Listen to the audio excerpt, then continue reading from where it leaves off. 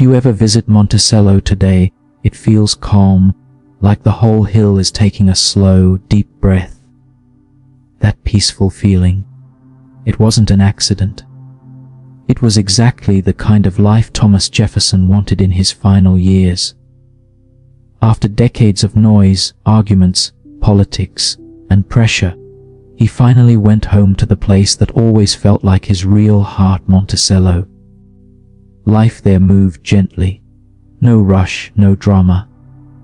Just books, gardens, quiet mornings, and long evenings where time seemed to stretch out like a soft blanket. Jefferson woke up early most days, usually with a book already waiting on his bedside table. He read the way some people drink coffee, like it was a daily need. History, science, architecture, farming, the man never stopped learning. Even in old age, he kept feeding his curiosity. If you walked into his study, you'd probably find him surrounded by open books, ink on his fingers, and a half-written letter he started because he thought of some idea he couldn't ignore. But Monticello wasn't just books. Jefferson loved walking through his gardens. They were more than just plants to him. They were a living library. He grew vegetables from different parts of the world, experimented with seeds, and quietly observed which plants did best on the hilltop. You could imagine him strolling around slowly, hands behind his back, checking the tomatoes like a proud parent. It was peaceful work, the kind that settles your mind without you noticing. And yes, sometimes he'd pause during a walk and think, wow, this is much better than arguing in Congress. One of the biggest joys of these years was something he had been dreaming about since he was young, building a university. Not just any university, a new kind of place for learning, a place where students could think freely, study deeply, and walk among beautiful buildings that inspired big ideas. He imagined the University of Virginia as a kind of dream project, a gift for future generations. He designed the buildings himself, sketching out lines and curves with the same care he once used writing important documents. He planned the lawns, the walkways, the famous rotunda. Every detail mattered. Even the way the sunlight hit the brick walls was something he considered. When construction finally began, it felt like watching a quiet dream slowly turn real. And whenever he visited the site, he looked like a proud father, secretly trying not to smile too hard. But the final years weren't only about dreams and projects. They were also about friendship, especially one old friendship that came back from the shadows, his bond with John Adams. If Jefferson was the calm, quiet thinker, Adams was the strong, fiery debater. They had worked together, built a nation together, argued with each other, and then stopped talking for years. Politics can do that to people. But something beautiful happened when they grew older. They found their way back to each other through letters. The letters started slow, a little awkward at first, like two old friends trying not to mention the big fight they once had. But soon they warmed up. Their letters turned into long, thoughtful conversations about life, books, ideas and memories. They teased each other gently, shared worries, talked about their families, and even joked about aging. Imagine two brilliant old men writing back and forth like pen pals, trying to understand the world all over again. Their friendship in these years became one of the most touching parts of both of their lives. It was calm, respectful, and filled with the kind of warmth that only comes after people have lived long enough to forgive everything that once hurt them. As Jefferson grew older, his body grew tired, but his mind stayed bright. He worked on letters until his hands felt weak. He read until the candle burned low, and he watched Monticello glow with the kind of golden light that only old memories create. Then came July of 1826, a month that felt heavy with history. America was preparing to celebrate the 50th anniversary of the Declaration of Independence, a document Jefferson wrote with careful words and a hopeful heart.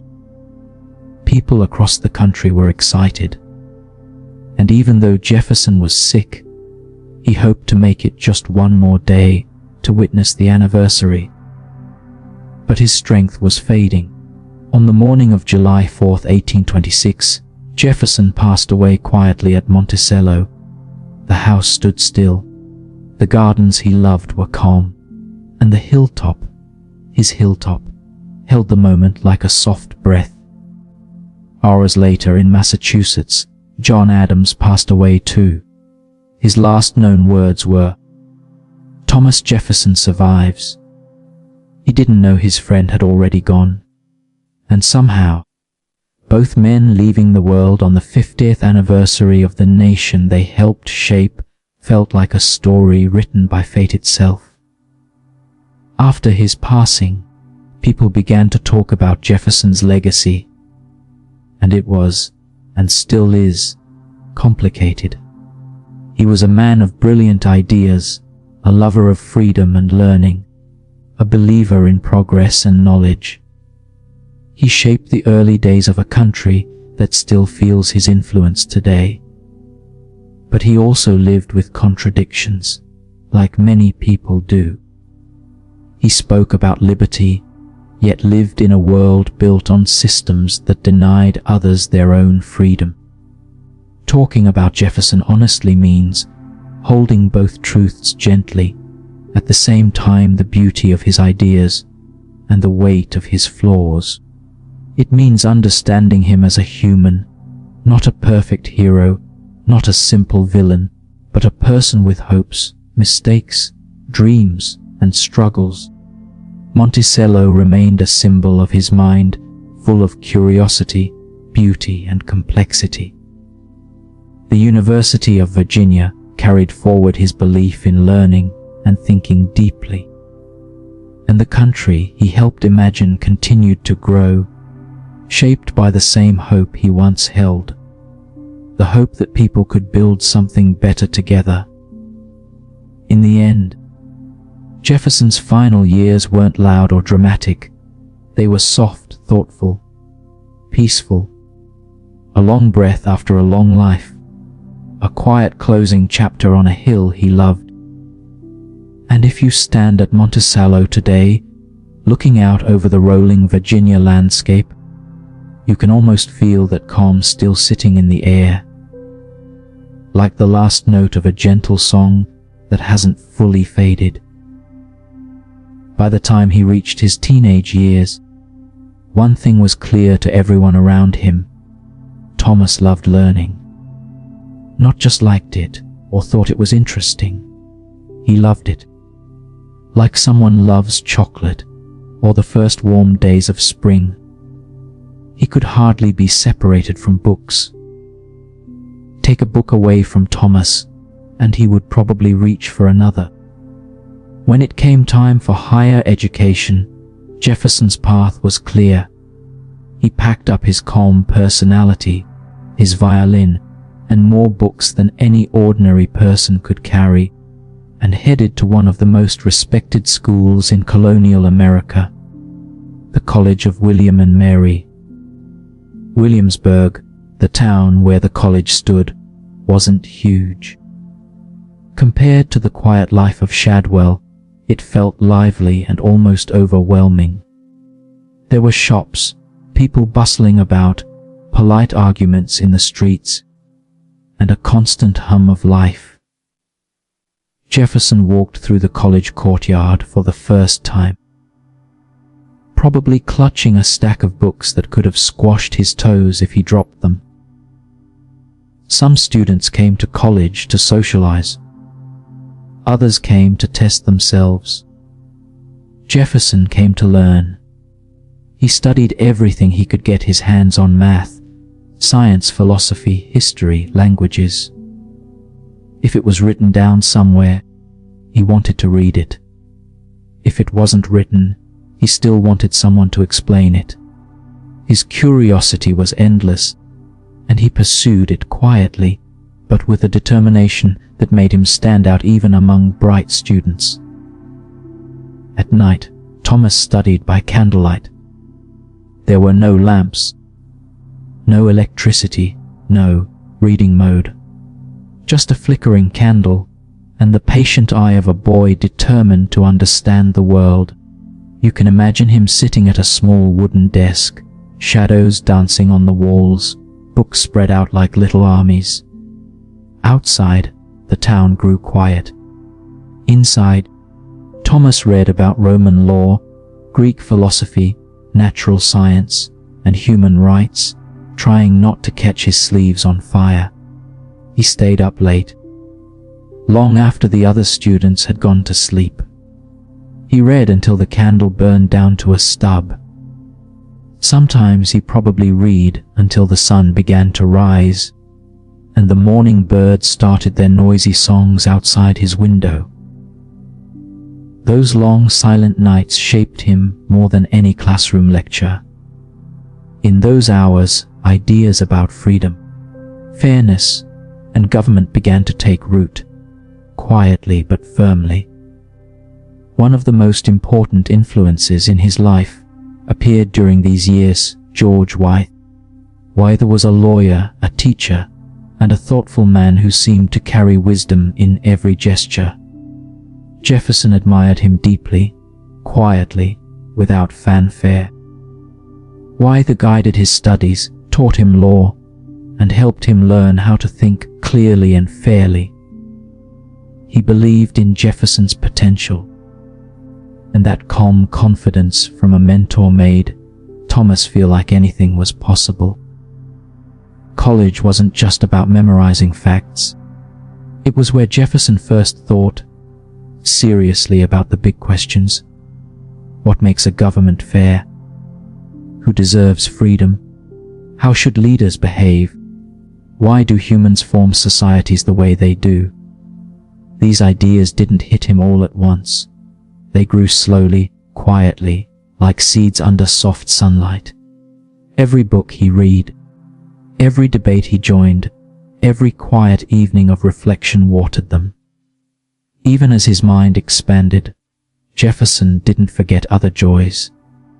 He played the violin, often after long hours of study. Music wasn't a distraction, it was a friend. Gentle, steady melodies floated through his room and across the campus at times. The violin gave him balance, calm, and a way to process everything he was learning. Some students probably passed by and thought, "Ah, Jefferson is playing again," and continued on. But those soft notes mattered to him more than anyone knew. Through these years, Jefferson grew quietly but steadily. He didn't become loud or showy. Instead, he became reflective, patient, and observant. College pulled back the curtains on the world, showing him far beyond the fields of Virginia. He learned new languages, studied ancient governments, and explored philosophies from distant places. Every day stretched his curiosity a little further, helping him see the world not only as it was, but as it could be. Even when he joined discussions with other students, Jefferson spoke softly. He listened, processed, and contributed carefully, like someone who understood that the strongest ideas didn't need to be shouted. He had learned the power of patience, observation, and quiet reasoning, tools that would serve him for the rest of his life. By the time he finished his studies, Thomas Jefferson was no longer just the shy boy from Shadwell. He had grown into a thoughtful scholar with ideas forming inside him.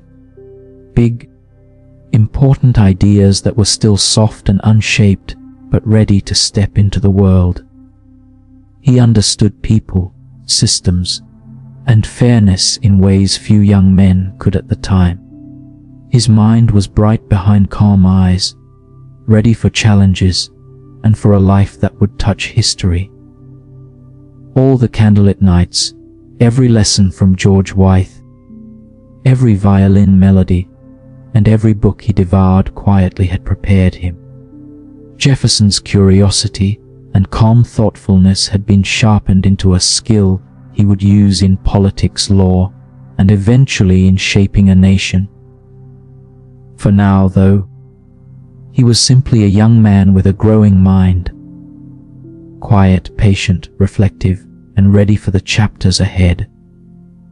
He was learning how to think, how to act, and how to understand the world, not through noise, drama, or competition, but through careful thought, observation, and a gentle curiosity that would never leave him.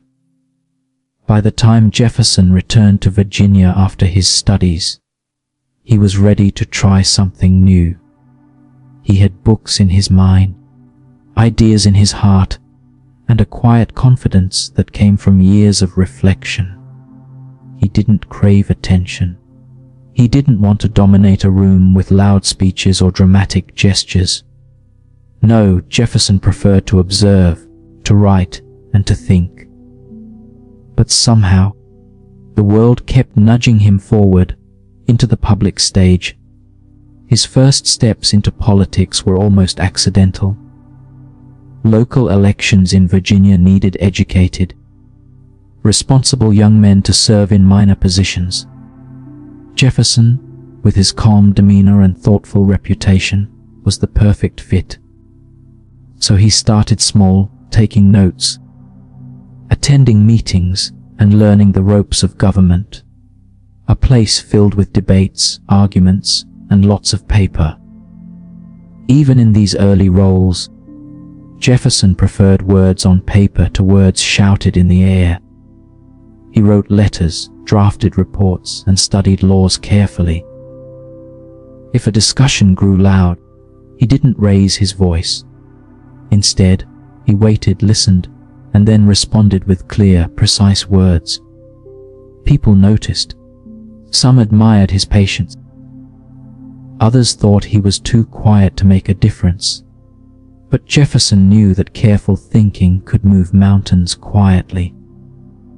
Around this time, tensions in the colonies were growing. Britain had imposed taxes, restricted trade, and made laws that bothered many people. Jefferson watched quietly, taking in every complaint, every conversation at the taverns, every debate in the Virginia legislature.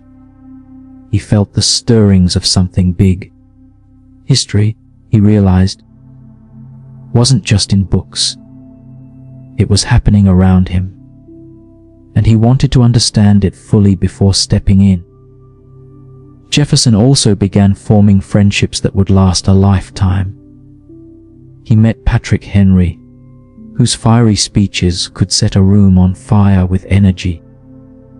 He met George Washington, who carried the calm authority of someone born to lead. He even connected with other young politicians and thinkers, sharing ideas late into the night while others slept. These relationships weren't dramatic or loud, but they were meaningful. They shaped Jefferson's understanding of leadership, compromise, and vision. One of the most important things Jefferson discovered in these early years was the power of his own pen. He realized that words could move people more than shouting ever could. A carefully written argument, a persuasive essay, or a calm explanation could change opinions, build support, and plant seeds of thought in ways that force and noise never could. Jefferson, started practicing this skill seriously, refining his writing to be clear, logical, and gentle but persuasive. At the same time, Jefferson continued to pursue his personal passions.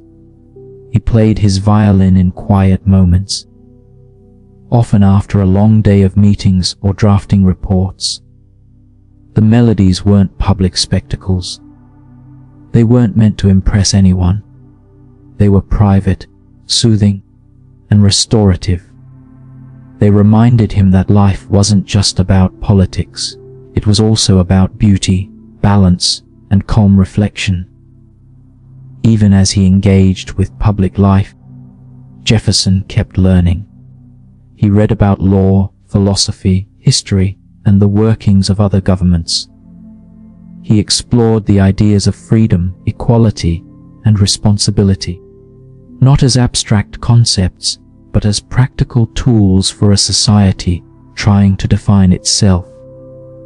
He was building a mind that could handle big questions without panic or arrogance, a mind that could consider multiple perspectives before acting. Sometimes, Jefferson faced moments of uncertainty.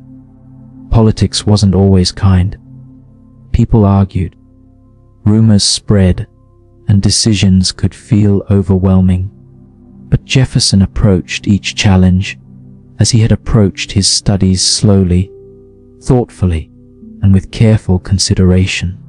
He didn't rush. He didn't panic. He observed, analyzed, and then acted with the quiet confidence of someone who knew the value of patience. This period also taught Jefferson about courage, not the kind that shouts or charges forward, but the kind that sits quietly in a room full of opinionated men and gently steers the discussion toward reason. He learned that leadership didn't always mean taking the loudest seat.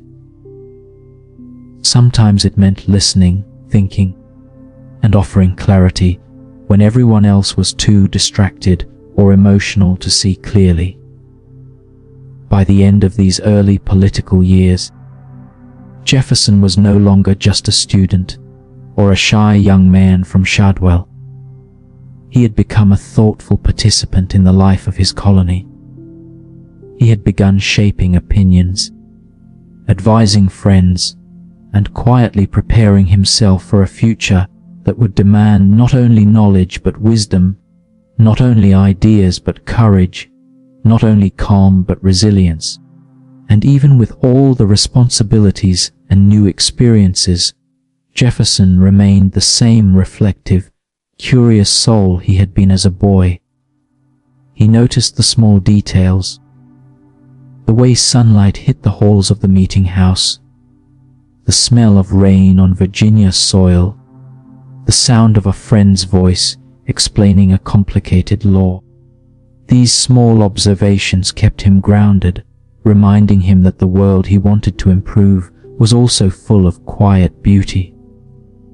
In a sense, Jefferson's early political life was a rehearsal. It was a place to practice thinking clearly, writing persuasively, and acting with integrity. It was where he learned that patience, observation, and gentle reasoning could often achieve more than shouting, force, or spectacle. And it was where he began to see the first outlines of the larger stage he would one day walk onto. A stage where colonies, revolutions, and independence would demand the calm, thoughtful leadership he was quietly cultivating. By the time Jefferson fully stepped into more prominent roles, he was ready. His mind had grown, his ideas had deepened, and his confidence had matured. He had learned that the strongest influence often comes not from making the loudest noise, but from being steady, patient, and quietly sure of one's principles. And so, the shy boy from Shadwell had transformed into a young man prepared for the world beyond books and quiet walks.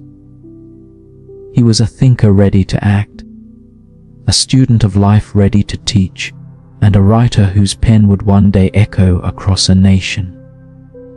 For now, though, he was still growing, still learning, and still exploring ideas in the calm, measured way that would define his life forever.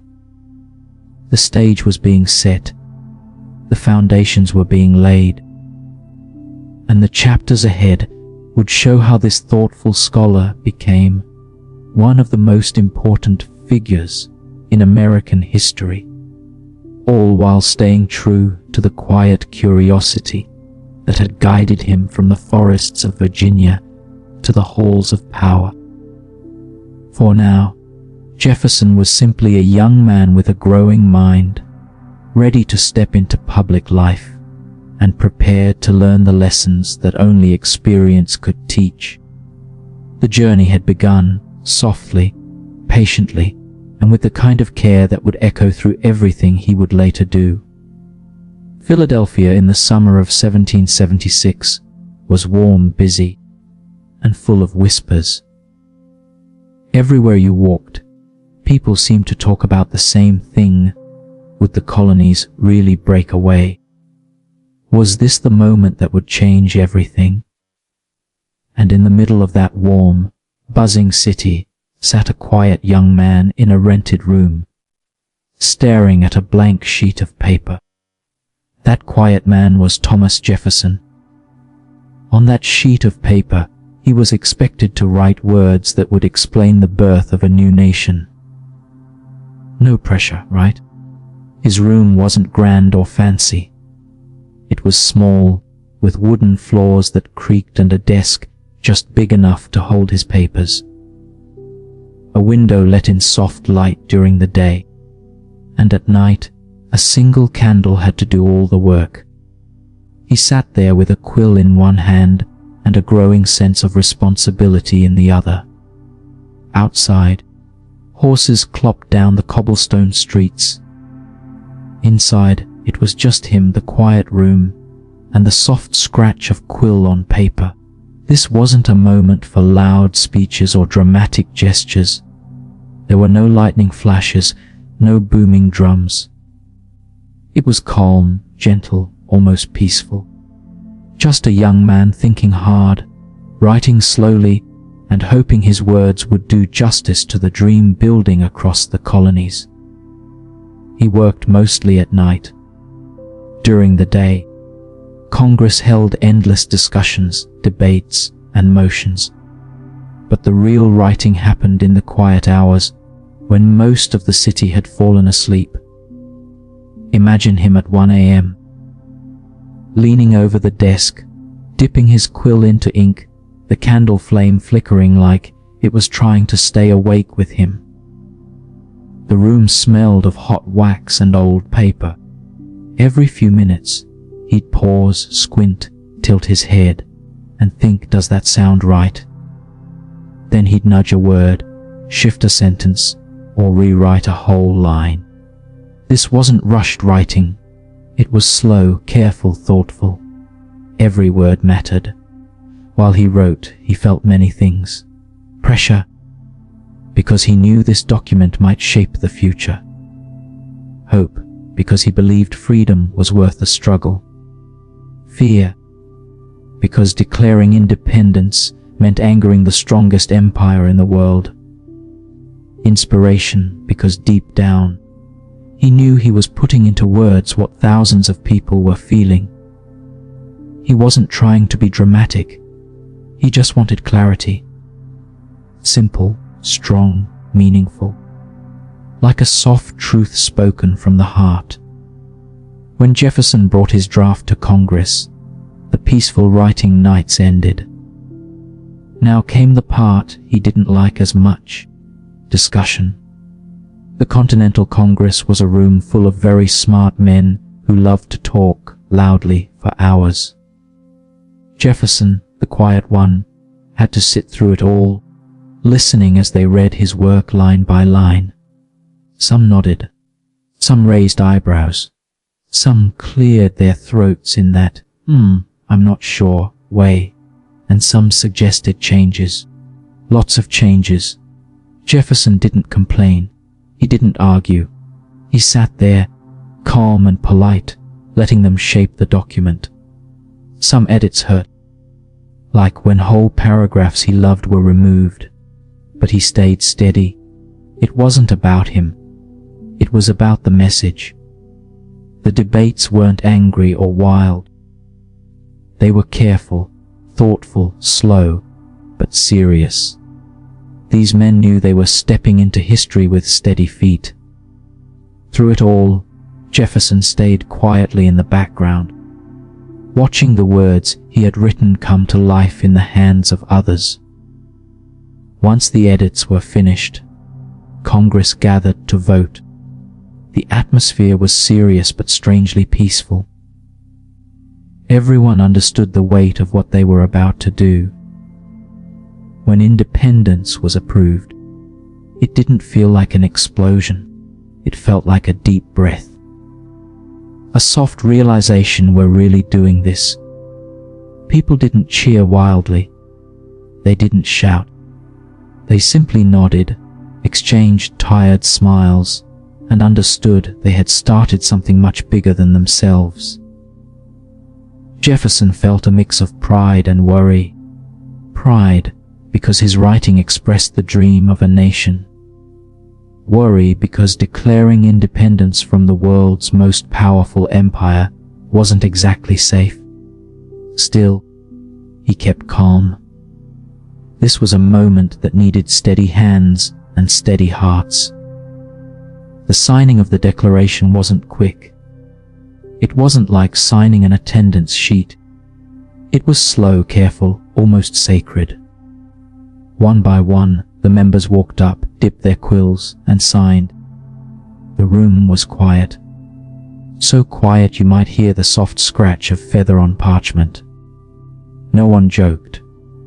No one rushed. Everyone understood the weight of what they were doing. These were not perfect men. They had fears, doubts, flaws. But in that moment, they stood together for something larger than themselves.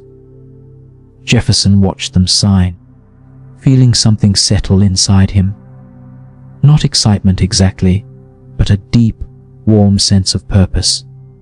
His words were no longer just words. They were part of something real, a new beginning for the colonies, a gentle spark for the future.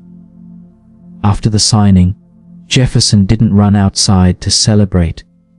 He didn't make a speech. He didn't stand on a balcony waving his arms.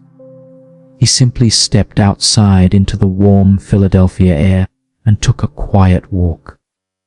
The streets looked ordinary. People went on with their day. Children played. Horses clip-clopped. Shopkeepers opened windows. It was a normal day for most of the city. But for Jefferson, the world felt different, a bit heavier, a bit brighter. He had written something that would echo far beyond this little rented room, far beyond the busy city. And he did it the only way he knew, with calm, patience, and quiet strength. That candlelit desk, the soft scratch of quill on parchment, the steady, thoughtful mind. These simple things helped shape the beginning of a new nation. And even though he didn't seek fame or applause, history had quietly placed him in a moment that would never be forgotten. For Jefferson, the Declaration was not about drama or attention. It was about clarity, responsibility, and the belief that words could carry the hopes of a people. He had taken a quiet room, a flickering candle, and a blank sheet of paper, and transformed them into a voice for freedom. And in that voice, the world began to listen. After the Declaration and the war, Thomas Jefferson returned to Virginia, but life didn't suddenly become quiet or easy. He stepped into new roles: governor, father, thinker, inventor, and each day brought responsibilities and challenges. But Jefferson faced them all with the same calm, thoughtful way he had always approached life. He wasn't loud, dramatic, or impatient. Instead, he moved steadily, thinking carefully, and quietly shaping the world around him. When the Revolutionary War rumbled through the colonies, Jefferson became Virginia's governor. It wasn't a glamorous position. It was a job filled with difficult decisions, messages from worried soldiers, shortages of supplies, and the constant worry about how the war was affecting ordinary people. Jefferson took it seriously. He wrote letters, advised militia leaders, and tried to keep the state running as smoothly as possible. Some days were long, some nights were restless, but he approached each problem with patience, relying on careful thought rather than emotion. After his time as governor, Jefferson retreated to Monticello, his home perched atop a gentle hill in the Virginia countryside. Monticello wasn't just a house, it was his sanctuary. Every room, every window, every garden path reflected his mind. Thoughtful, organized, and quietly beautiful. He spent hours walking the gardens, studying plants, thinking about architecture, and sketching ideas. Monticello was a place where a man could think without interruption, where every stone and flower seemed to encourage reflection. Jefferson's love for invention thrived in Monticello. He tinkered with devices designed to make life easier and more interesting. A polygraph for copying letters, a swivel chair that let him turn smoothly while working, a revolving book stand so he could have multiple books open at once. All simple ideas, but they reflected his curiosity and practicality. He didn't invent for fame. He invented because he wanted to understand, improve, and enjoy the small comforts of life.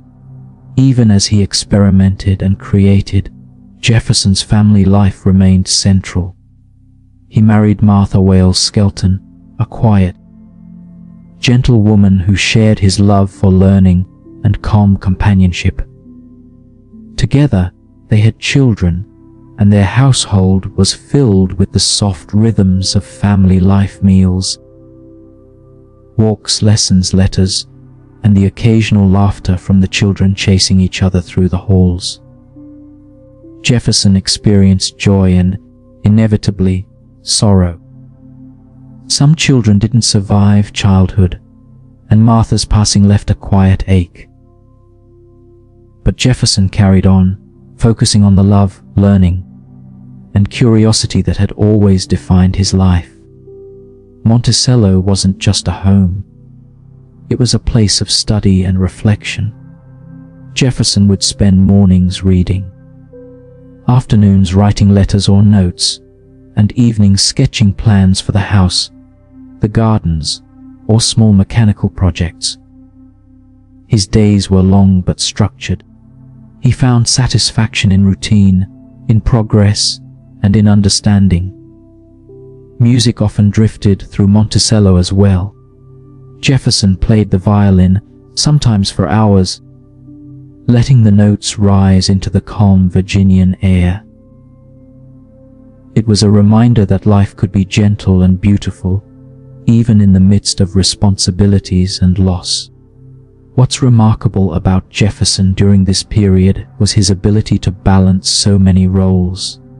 He was a governor, a husband, a father, an inventor, a gardener, a scholar, and a thinker.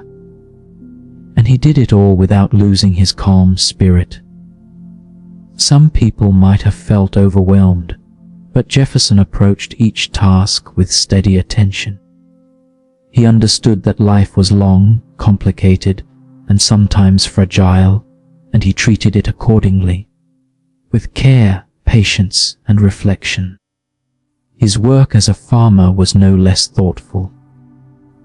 Monticello's lands were carefully tended, experiments were conducted with new crops and agricultural techniques, and Jefferson recorded his observations with meticulous detail.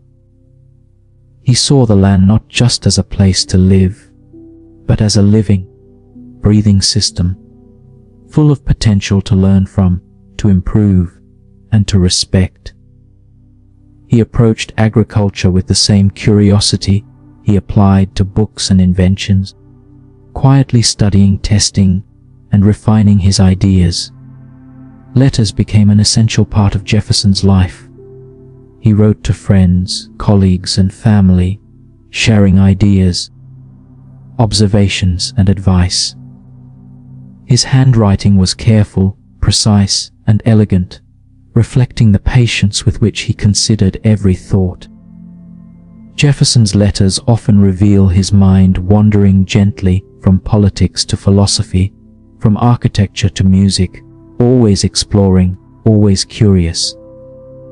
Through these letters, his quiet influence spread far beyond Monticello, touching minds and hearts across the young nation. Even in the midst of political matters, Jefferson preferred subtlety over drama. He believed in ideas, not theatrics. Whether drafting legislation, corresponding with fellow leaders, or reflecting on the world, he let reason, empathy, and calm judgment guide him. There was no need for loud proclamations. He understood that change often begins slowly, quietly, with thoughtfulness and steady effort. During these years, Jefferson's home and routines became a model of gentle scholarship. He welcomed visitors who shared his interests, friends, fellow thinkers, and young minds eager to learn. Monticello offered a kind of peace that allowed conversations, reflection, and quiet discovery. Life was not always easy, but it was meaningful. Jefferson found satisfaction in growth, learning, and the soft rhythms of daily life. Through all this, Jefferson remained humble. He could have sought recognition, accolades, or grandeur, but he found more joy in thoughtful work, calm observation, and personal growth. He valued quiet achievements, letters written with care, instruments crafted with precision, gardens tended with patience, over public praise. This was a man who believed that meaningful contributions often begin quietly, without fanfare. As the years passed, Jefferson's mind continued to expand. Politics, law, philosophy, and invention all intertwined with his daily life. He became increasingly aware of the broader world and his place within it. But he never lost the soft, steady curiosity that had defined him since childhood.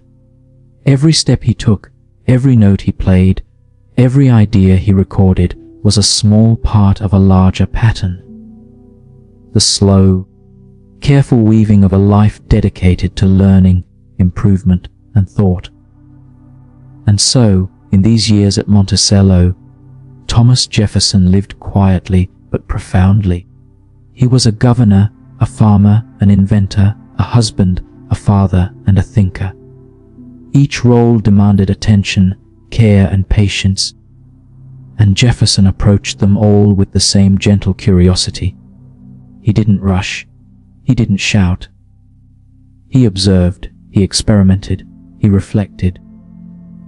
Life at Monticello was not a drama, not a spectacle, but a quiet laboratory for a mind that sought to understand everything, from human nature to the bending of light, from government to the flow of water in his garden.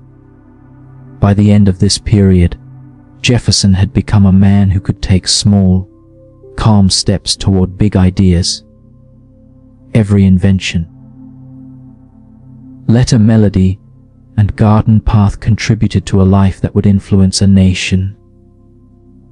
He didn't seek applause or recognition, but the world would come to notice him anyway. For now, though, he simply lived, with patience, with care, with thoughtfulness, and with an unshakable curiosity that quietly shaped the future after years of quiet study, family life, and thoughtful work at Monticello. Thomas Jefferson stepped onto a bigger stage. He traveled to France as America's minister, a role that would place him among kings, thinkers, and diplomats.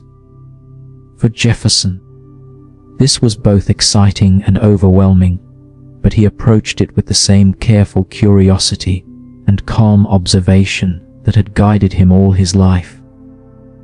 Paris was loud, bustling, and full of culture, a world away from the gentle hills of Virginia. Yet Jefferson found a way to move through it, thoughtfully, learning, observing, and quietly making connections that would matter for years to come. Paris was a city of light, of art, of music, and of endless conversation. Cafes hummed with discussion. Salons glimmered with candlelight, and streets were alive with horse-drawn carriages and chatter. Jefferson, who had always been a quiet, contemplative man, often found himself pausing, taking in the sights, smells, and sounds. He noticed details that others missed: the curve of a building, the arrangement of a garden, the way sunlight fell across cobblestones. These observations weren't trivial. They informed how he thought about design, architecture, and the flow of life in general. One of the most important relationships Jefferson formed in France was with Benjamin Franklin. Franklin was warm, witty, and wise, a man whose calm intelligence Jefferson admired. They spent hours discussing politics, science, and philosophy, sometimes over tea or a quiet stroll along the Seine. Franklin's easy humor and gentle guidance offered Jefferson both comfort and inspiration. Jefferson also met John Adams, whose firmness and principles challenged Jefferson to think critically. The three men, though different in temperament, shared a dedication to the young nation and to careful, thoughtful leadership. While in France, Jefferson witnessed the early stirrings of the French Revolution. Crowds gathered in squares, voices rose in protest, and ideas of liberty, equality, and fraternity filled the air. Jefferson observed it all with curiosity rather than judgment. He noted the passion of the people, the debates in salons, and the hopes and fears that rippled through the city. It reminded him of the slow, patient way change could unfold. Revolutions didn't explode all at once. They developed quietly, steadily, like a sapling growing toward the sun. Through all this, Jefferson continued his own work. He wrote letters, drafted reports, and corresponded with friends and colleagues back in America. His days were structured around observation, reflection, and careful documentation. He studied French politics, culture, and law, always noting what might be useful for his homeland. In between work, he attended concerts, visited gardens, and sketched buildings and landscapes, recording his impressions with a practiced eye. After several years, Jefferson returned to America to serve as Secretary of State. It was a quiet but critical role, requiring patience, judgment, and diplomacy. Jefferson preferred to solve problems with careful thought rather than bold action or loud rhetoric. He navigated the complexities of a young nation, advising the president and corresponding with leaders from across the world. He relied on reason, principle, and the calm demeanor that had always defined him. One of Jefferson's most notable challenges during this period was his ideological difference with Alexander Hamilton. Hamilton was bold, ambitious, and outspoken, favoring a strong central government and financial policies that Jefferson quietly questioned. Jefferson, true to his nature, did not engage in loud arguments or dramatic confrontations. Instead, he expressed his views clearly and patiently, using letters, reasoned debate, and careful planning. The disagreement was real, but it was conducted with decorum and mutual respect, a reflection of Jefferson's belief that ideas, not shouting, would shape the future. Even with all these responsibilities, Jefferson found moments for the life he loved. Music remained a quiet companion. He played his violin to ease his mind, letting melodies drift softly through his study or garden. He continued reading philosophy, science, and literature, always nurturing the mind that had been shaped in the candlelit nights of William and Mary. He observed, he questioned, he learned. Always quietly, always thoughtfully. Jefferson's time in France also broadened his perspective on architecture and design. He admired classical buildings, symmetrical gardens, and public spaces where people could gather peacefully. These impressions would later influence his own designs back in America, from Monticello to the University of Virginia. He saw beauty in balance, simplicity, and the thoughtful arrangement of space, reflecting the order and calm that guided his life. Through letters and reports, Jefferson slowly built a network of trusted friends and colleagues across the Atlantic. He understood that the world was interconnected, that diplomacy was not just about politics, but about human understanding. He approached this responsibility quietly, aware of the stakes, but confident that reason and patience could guide his actions. Returning to America as Secretary of State, Jefferson brought a calm steadiness to a young nation still finding its footing. He managed foreign relations with careful attention, always considering the long-term effects of decisions. He preferred persuasion over confrontation, explanation over demands, and reasoning over force. His style was subtle but effective, showing that leadership did not always require volume or dramatics. Jefferson's time abroad and as Secretary of State reinforced a pattern that had defined him since childhood. He was curious, reflective, and persistent. He approached challenges with patience, whether in gardens, letters, inventions, or politics. He observed, recorded, and analyzed before acting. Change, he believed, came from thoughtfulness, preparation, and calm execution. Loudness and theatrics had their place, but Jefferson knew the quiet path often led to the deepest, most lasting impact.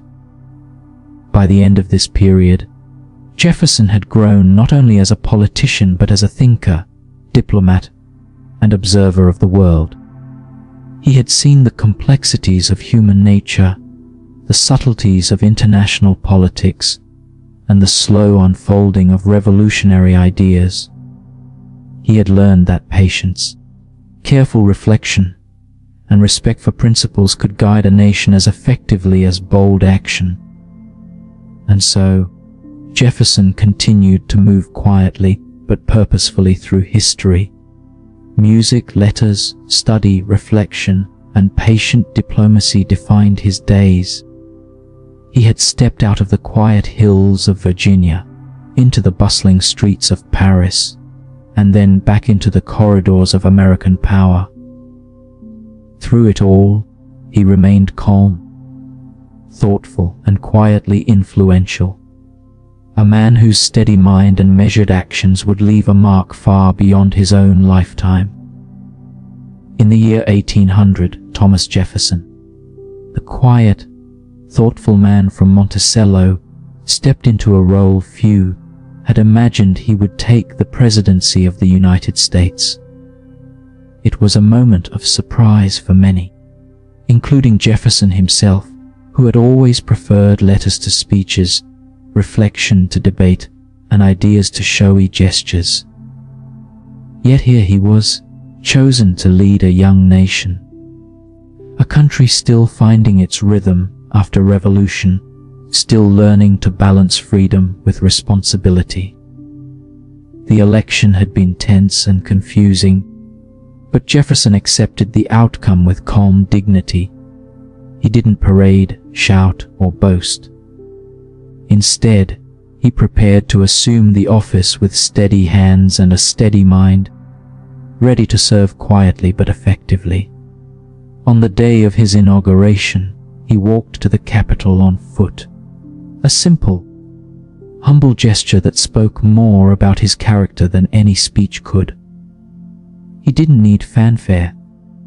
His presence alone, calm and composed, sent a message about the kind of leadership he believed in. One of Jefferson's first major acts as president was the Louisiana Purchase. The idea of doubling the nation's size through the acquisition of land from France might have seemed overwhelming to some, but Jefferson approached it with patience and thoughtfulness. He studied the treaty, considered the legal questions, and weighed the long-term benefits for the country. This was not a dramatic, headline-grabbing move for him. It was careful, considered, and ultimately transformative. Jefferson understood that leadership often required quiet decision-making, not applause or spectacle. At the same time, Jefferson nurtured exploration. The Lewis and Clark expedition, which he commissioned, wasn't just a political maneuver.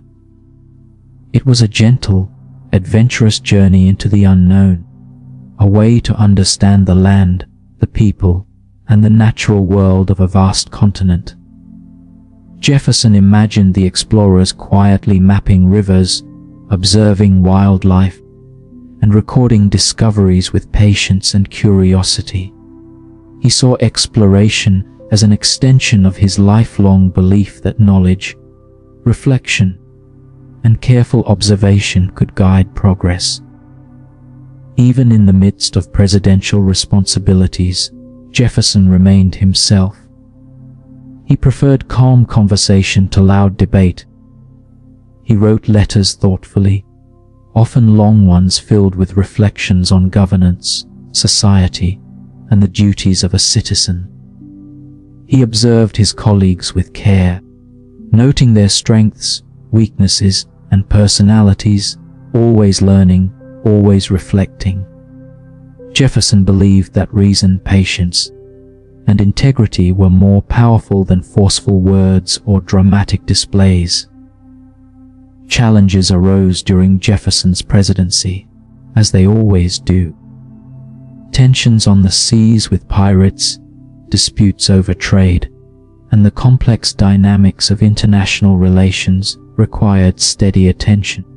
Jefferson approached these problems quietly, preferring strategy over confrontation, careful negotiation over rash action. He listened, consulted, and made decisions with a sense of responsibility rather than urgency. There was a rhythm to his leadership, calm, deliberate, and reflective. Even domestic affairs demanded patience. Jefferson was cautious with economic decisions, aware of the delicate balance between government power and individual freedom. He valued simplicity, clarity, and reason in legislation. He didn't seek to dominate debates or force his ideas through theatrics. Instead, he relied on discussion, persuasion, and careful planning. Leadership, he believed, worked best when it was thoughtful and consistent, not loud or erratic. In his personal life, Jefferson continued the habits that had sustained him since Monticello. Music provided a gentle escape from the weight of office. He often played the violin in the evenings, letting the melodies drift through his home and settle his mind. Reading, writing, and quiet reflection remained central to his daily routine. Even as the pressures of the presidency mounted, Jefferson found time for the small, meaningful acts that brought calm and clarity to his life. His temperament often surprised others in the loud world of politics. While many leaders relied on speeches, rhetoric, and public displays, Jefferson showed that quiet, deliberate action could shape a nation. He demonstrated that patience, careful thought, and empathy were as powerful as any speech or proclamation. In meetings, he listened more than he spoke. In decisions, he weighed long-term consequences over short-term applause. His leadership was a study in subtle influence, in shaping history without shouting. Jefferson's presidency also reinforced his lifelong belief in education, exploration, and progress. He encouraged learning, supported innovation, and believed that informed citizens were the foundation of a strong republic. He viewed governance as a gentle, guiding hand rather than a domineering force, fostering conditions in which the nation could grow steadily and thoughtfully. Throughout his term, Jefferson maintained a calm demeanor even as the country faced challenges. He relied on careful planning, reasoned debate, and strategic action. He trusted that stability, reflection, and thoughtful leadership would carry the nation forward. His style contrasted sharply with the louder, more dramatic figures of the era, but it was effective in its quiet way. Jefferson's presidency demonstrated that influence doesn't always need volume. Sometimes, the soft, steady hand can leave the most lasting mark. As the years passed, Jefferson's presidency became a testament to patience and quiet strength. He navigated a young nation through expansion, exploration, and international diplomacy, all while staying true to his character. He showed that leadership could be thoughtful, calm, and reflective, that history could be shaped not only by dramatic acts, but by consistent, measured decisions.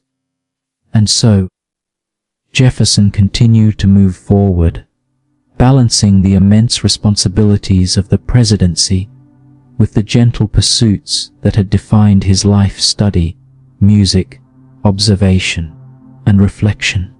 He became a model of calm leadership in a world that often valued noise over wisdom.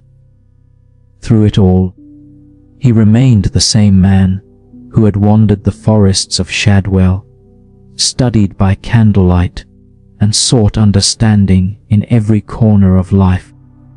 The loud world could rage and shout, but Jefferson's quiet mind guided, steadied, and ultimately shaped the future of a nation. By the end of his presidency, Jefferson had expanded the country, encouraged discovery, and upheld principles of liberty and reason. He proved that thoughtful leadership, calm reflection, and quiet determination could leave a lasting legacy, a legacy built not on spectacle, but on patience, insight, and the steady guidance of a careful mind. After a life spent in study, diplomacy, governance, and quiet reflection, Thomas Jefferson returned to Monticello, his beloved home perched gently on the hills of Virginia. The plantation had been both a retreat and a laboratory for his ideas, a place where architecture, gardens, and daily life intertwined with learning and thought. Now, in the final years of his life, Monticello became a heaven, a space where Jefferson could slow down, reflect, and continue the pursuits that had defined him for so long. Monticello was more than a home, it was a vision made tangible. Jefferson had designed it himself, thinking carefully about light, balance, and the flow of spaces. Every window, staircase, and room reflected his calm, deliberate way of living. Gardens spread around the house, with paths that curved gently through flowers, vegetables, and trees. Jefferson often walked these paths slowly, observing how the sunlight hit the leaves, noting the growth of plants, or simply listening to the soft hum of nature. For him, Monticello was a place of peace, a living reflection of order and quiet beauty. Even in retirement, Jefferson's mind remained active. He continued reading, writing, and corresponding with friends and colleagues across the country. Letters were a lifeline for him, a way to exchange ideas, debate gently, and maintain connections with the broader world. One of the most meaningful correspondences of his later years was with John Adams. Once rivals in politics, their friendship had been rekindled through long letters filled with reflection, humor, and mutual respect.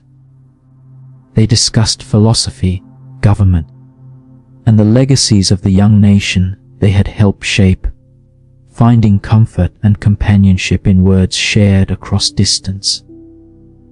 Jefferson also focused on education, fulfilling a dream that had been growing in his mind for decades. He envisioned a university where young minds could learn freely, explore ideas, and develop into thoughtful citizens. This vision became the University of Virginia. Unlike many institutions of the time, Jefferson wanted it to be a place where students engaged with knowledge for its own sake, rather than for rote memorization or conformity.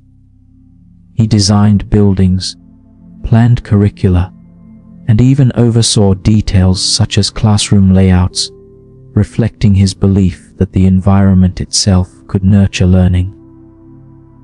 In these quiet acts, Jefferson's influence reached beyond Monticello, planting seeds that would grow for generations. Even as age slowed his body, Jefferson's curiosity never waned.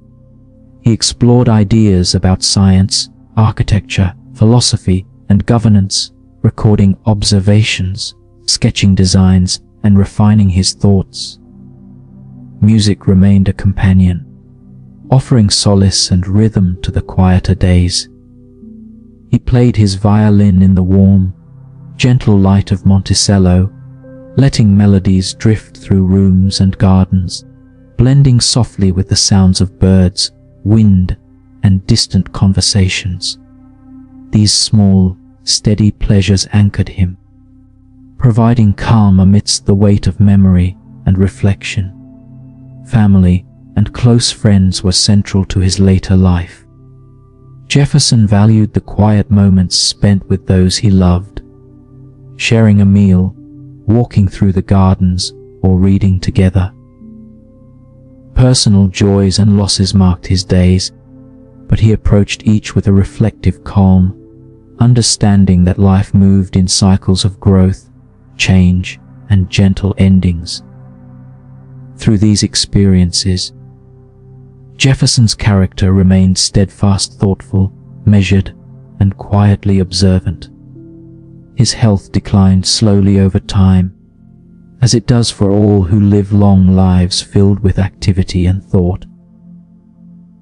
Yet even in weakness, Jefferson remained engaged with the world around him. He wrote letters, advised friends, and reflected on his own experiences with honesty and clarity. He thought deeply about freedom, education, and the responsibilities of citizens and leaders, aware that the lessons of his own life could guide others long after he was gone. On July 4, 1826, a date laden with meaning for the nation he had helped to shape, Thomas Jefferson passed away at Monticello. Remarkably, John Adams, his friend and former rival, died the same day. The coincidence felt poetic, as if two chapters of American history had closed together in quiet harmony. Jefferson's passing was not marked by loud ceremony or dramatic gestures. It was a gentle, dignified moment, reflecting the life he had lived, thoughtful, steady, and committed to the ideals he held dear. Jefferson's legacy is not merely in the words he wrote, the laws he influenced, or the buildings he designed. It is also in the way he lived, with patience, curiosity, and a persistent calm that guided both his own actions and the example he left behind. He believed in the power of ideas, the importance of reflection, and the gentle shaping of society through thoughtful, measured action. His life demonstrated that influence does not require loudness or spectacle, but can grow quietly through persistence, learning, and careful observation.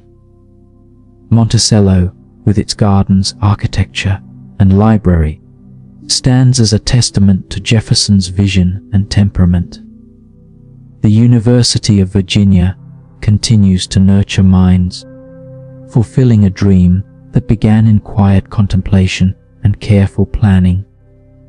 And the letters he exchanged, the books he wrote and read, and the principles he upheld continue to inspire those who seek knowledge, fairness, and thoughtful leadership. Even centuries later, Jefferson's life offers a lesson in calm influence. Leadership, creativity, and progress need not always be noisy or forceful. Thoughtful reflection, gentle guidance, and persistent curiosity can shape a nation, a society, and a world. His was a life of subtle impact, the kind that quietly steers history without clamoring for attention, the kind that leaves echoes long after the person has walked away. And so, as we close the story of Thomas Jefferson, we return to the gentle hills of Monticello, to quiet gardens, to the slow flicker of candlelight, and to a man who walked through the world with steady steps and a reflective mind. He lived with care, learned with joy, and left a legacy rooted in ideas, hope, freedom, and a profound respect for knowledge. His story reminds us that the softest footsteps can leave the deepest impressions, that calm perseverance can change history, and that a life lived thoughtfully can ripple far beyond its own years. For now, Thomas Jefferson rests in peace, Monticello bathed in sunlight, books open, violin silent, and ideas continuing quietly in the world he helped shape.